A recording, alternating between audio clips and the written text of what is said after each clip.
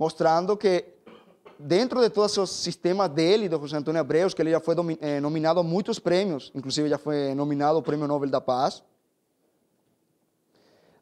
Um dos grandes frutos desse sistema foi do Gustavo Dudamel, que na atualidade ele é considerado como o artista mais influente da música clássica.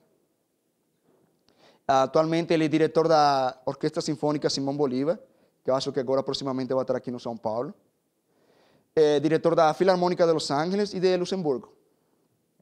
Aqui mostramos um concerto dele com a Sinfônica Simão Bolívar, que agora vamos mostrar um vídeo, destacando que eu formei parte deste sistema por 8 anos.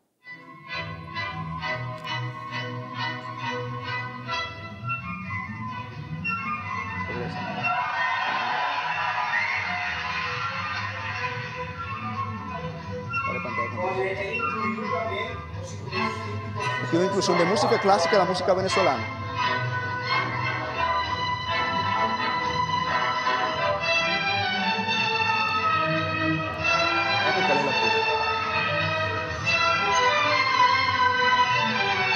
Onde ele incluiu também os instrumentos típicos da música venezuelana, o arco, o cuatro e a maraca.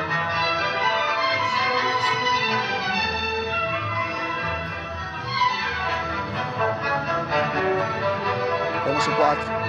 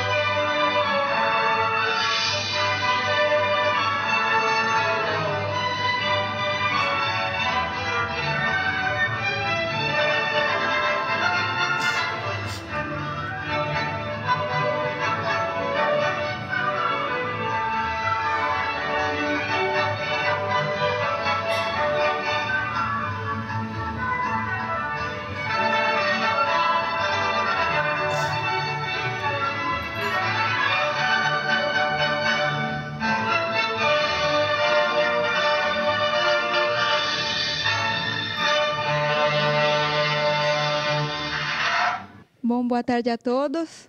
Para quem não me conhece, meu nome é Lecna. E para continuar com o seminário, agora eu vou falar um pouco da cultura e da nossa gastronomia. O prato favorito de todos os venezuelanos são as arepas, que é uma massa de farinha de milho, de forma circular, a qual pode ser recheada com quase qualquer comida, como podemos observar na figura. Elas são feitas com uma massa de farinha branca, a qual já é industrializada, destacando a importância do milho na nossa gastronomia. Outra comida à base de milho são as cachapas, que tem essa forma. E os snacks preferidos dos venezuelanos têm muita fritura, como os tequeños, pastelitos, empanadas e mandocas. Essa última daqui, à base de banana da terra. E essa outra também, banana da terra, que é um tipo de lanche, só que no lugar do pão, é essa massa feita de banana da terra frita. Entre os pratos típicos venezuelanos estão a hallaca, a qual é feita em folhas da bananeira, a quais são enroladas, fervidas, e elas são comidas como prato típico no Natal, a quais vão ser acompanhadas por uma salada de frango e o pão de presunto, como o que observamos.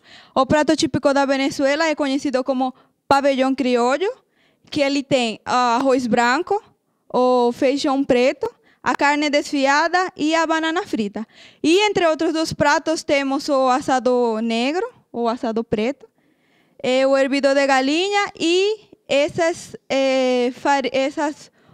tipo de bolinhas recheadas com carne moída.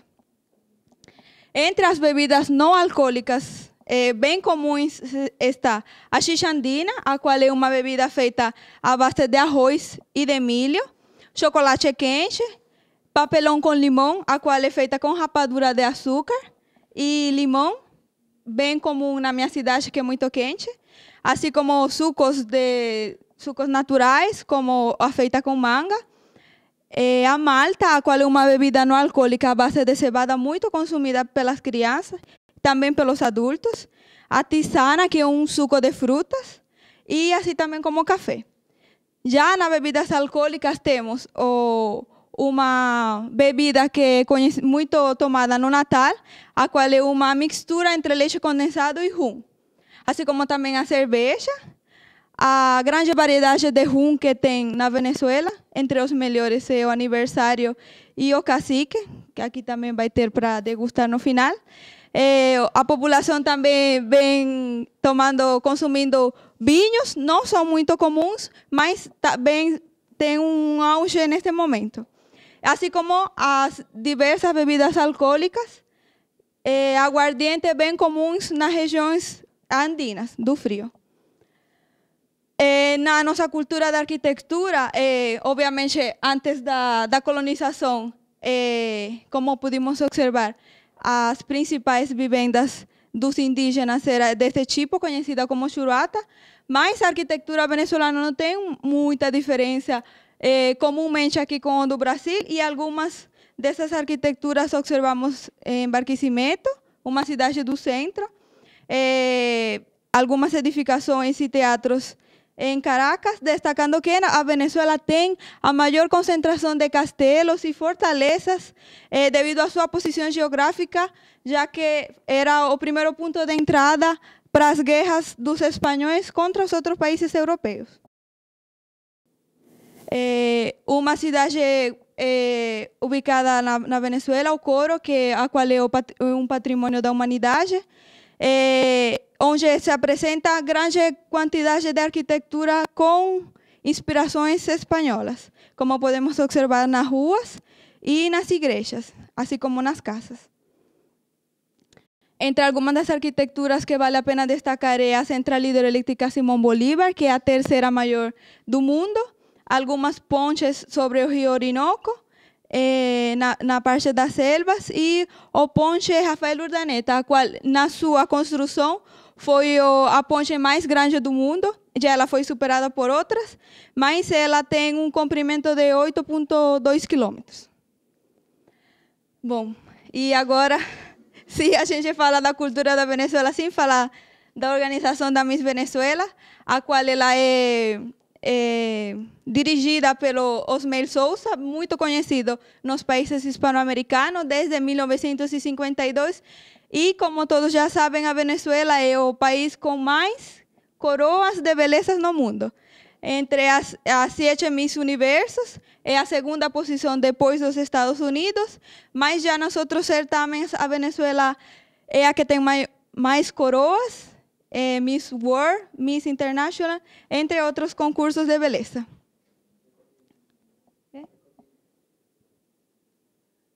Agora bem, como a nossa parte da educação, a gente queria ressaltar que a nossa educação está dividida em 4 etapas, destacando que nós utilizamos uniformes escolares. A primeira parte principal é a pré-escolar, para crianças de 0 a 6 anos, onde é utilizada a camisa amarela ou roxa ou vermelha. Na etapa seguinte, que é a básica, consta de 3 etapas. Do 1º ao 6º grado se utiliza a cor branca, e do 7º ao 9º a cor azul, a celeste, mais clara. Já nos últimos anos se utiliza essa cor beige. A Venezuela conta com 95% de alfabetização, e um novo programa inovador que vale a pena ressaltar é o projeto educativo Canaima, onde o governo, nos últimos 4 anos, vem entregando, já han sido entregados 3,3 milhões de laptops para as crianças, elas podem levar para casa, modernizando o nosso sistema educativo, ou seja, todas as escolas públicas têm que ter internet.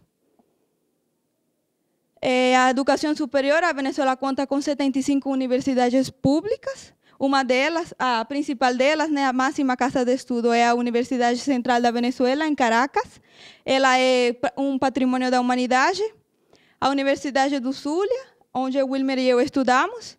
A Universidade dos Andes, a Universidade do Oriente e a Universidade de Carabobo. E entre as universidades privadas, a mais importante é a Universidade Simão Bolívar. Entre os aportes dos cientistas venezuelanos para a ciência e a tecnologia, vale a pena ressaltar a primeira vacina da lepra, foi desenvolvida pelo venezuelano Jacinto Covid. Em 1980, o venezuelano Baruch Benacerraf, seus estudos desenvolvidos nos Estados Unidos sobre a genética da superfície celular, que regula as informações imunológicas, ele ganhou o Prêmio Nobel em 1980. E, valendo a pena destacar, o grande aporte do cientista Humberto Fernandes Moran, o qual foi o descobridor, o inventor do bisturi de diamante, desenvolvendo um microscópio eletrônico e fundando os principais centros de pesquisas, entre eles o Instituto Venezuelano de Investigações Científicas. Ele foi o ministro de Educação durante a ditadura de Marcos Pérez Jiménez. Depois da ditadura sair do país, ele teve que sair. Não conseguiu voltar na Venezuela por problemas políticos e ele foi contratado pelo Hospital Geral de Massachusetts. Foi o primeiro venezuelano em trabalhar em Harvard, assim como em outras universidades na Europa, e foi o primeiro venezuelano em trabalhar na NASA no projeto Apollo. Agora vamos falar um pouco dos esportes venezuelanos. Primeiro temos que começar pelos Jogos Olímpicos. A Venezuela só possui 12 medalhas olímpicas, onde ele possui 2 medalhas de ouro. A mais recente foi por Rubén Limardo, em Londres, 2012, na especialidade de esgrima.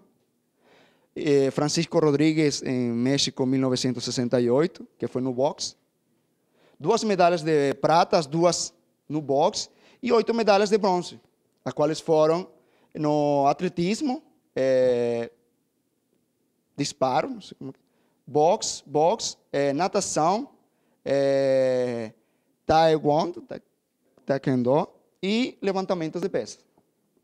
Como podemos observar aqui nos Jogos Olímpicos, vemos que o esporte que mais forte no país o constitui o boxe, o qual o país possui 45 títulos mundiais nas diferentes categorias de peso, tanto masculino como feminino. Também temos que falar do beisebol, que é o esporte mais popular no país. A Venezuela se disputa o campeonato interno, que se disputado para esses 8 equipos, os quais têm uma rivalidade muito grande entre eles, principalmente entre os Magallanes e Leones de Caracas.